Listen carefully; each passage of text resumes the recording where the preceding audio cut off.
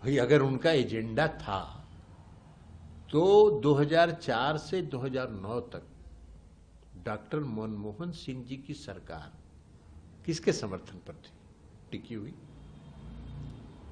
लालू जी के समर्थन से टिकी हुई थी।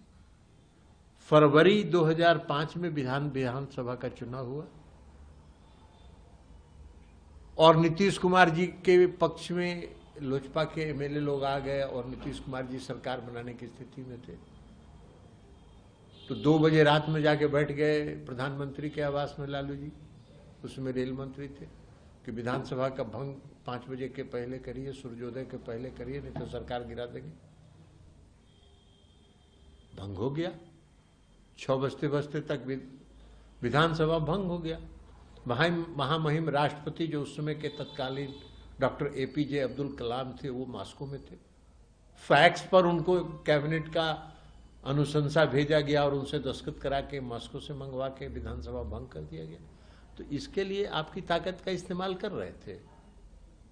अगर आपका जाति आधारित जनगणना आपका अगर एजेंडा था, जो आप कहते हैं, अगर ये एजेंडा आपका था तो आप बैठ के मनमोहन सिंह जी के यहां कहते कि देश में जातीय जनगणना कराइए, नहीं तो आपकी सरकार गिरा देंगे। तब हम बात समझते। तो किसी तरह नीतीश कुमार मुख्यमंत्री नहीं बने, इसके लिए आप अपने अधिकार का इस्तेमाल कर रहे हैं।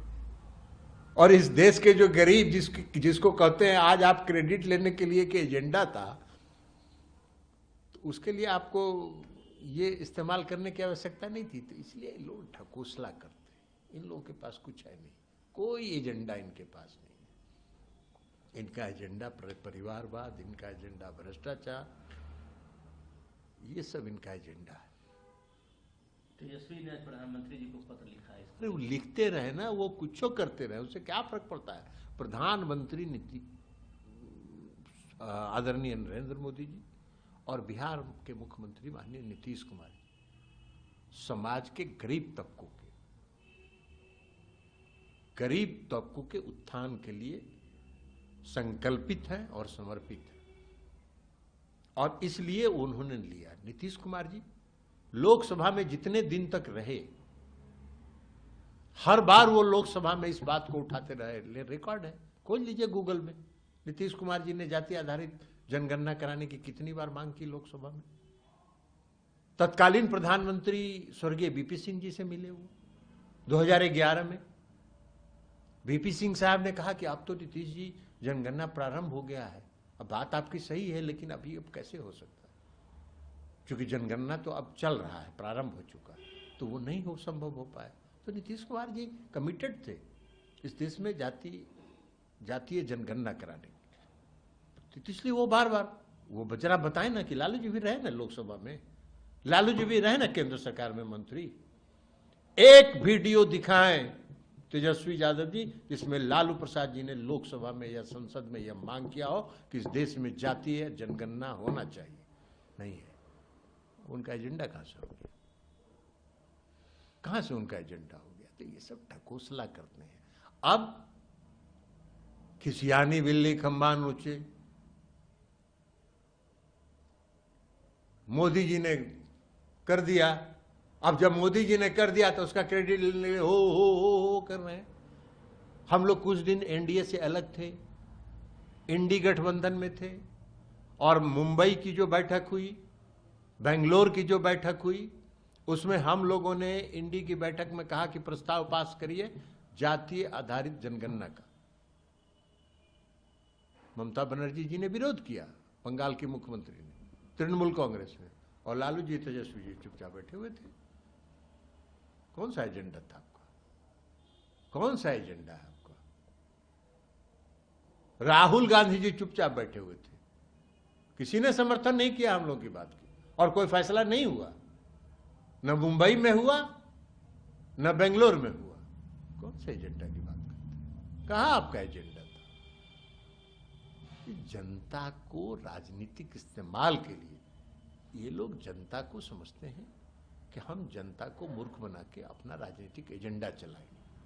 अब जनता इतनी सजग हो गई है कि सबके एक्टिविटीज को वक्त वॉच करती है, और इसलिए इनका दुर्दशा है 20 साल तक। नीतीश कुमार जी को जब मौका मिला तो सामाजिक समरसता की उनकी कल्पना थी, उनकी सोच है, तो 20% का आरक्षण दिया कि नहीं दिया?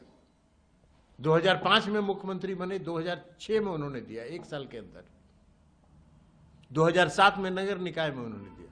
आप तो 15 साल शासन किए थे, पति पत्नी दोनों मिलकर। कहां आपने अति पिछड़े वर्ग को आरक्षण दिया? आपके समय में तो जो अनुसूचित जाति जनजाति का जो आरक्षण था वो भी समाप्त हो गया था। एगो सुप्रीम कोर्ट में मुकदमा करके फंसा के छोड़ दिए थे और कहते थे कि सुप्रीम कोर्ट में मुकदमा है, हम क्या करें। उस मुकदमा को रहते हुए नीतीश कुमार जी ने सुप्रीम कोर्ट से मुकदमा वापस लिया। राज्य सरकार की तरफ से जो फाइल किया गया था, उन्होंने जो कानून था उसमें परिवर्तन किया, आरक्षण की सुविधा प्रदान की, 50% महिलाओं को आरक्षण दिया, और वह पटना हाईकोर्ट और सुप्रीम कोर्ट से उस पर मुहर लगा। तो ये काम करने का और ये कमिटमेंट है, ये एजेंडा, इसको एजेंडा कहते हैं। आपका कौन एजेंडा था? उनका कोई एजेंडा नहीं। उनका एजेंडा है परिवारवाद, भ्रष्टाचार, माल कमाना, गरीबों के नाम पर राजनीति करना, जनता को दिग्भ्रमित करके राजनीति करना, जनता को धोखे में रख के राजनीति करना। अपना राजनीतिक एजेंडा चलाने का उनका तरीका है, वो चलाते रहे। जनता अब सजग है, जनता सब जानती है कि कौन क्या कर रहा है।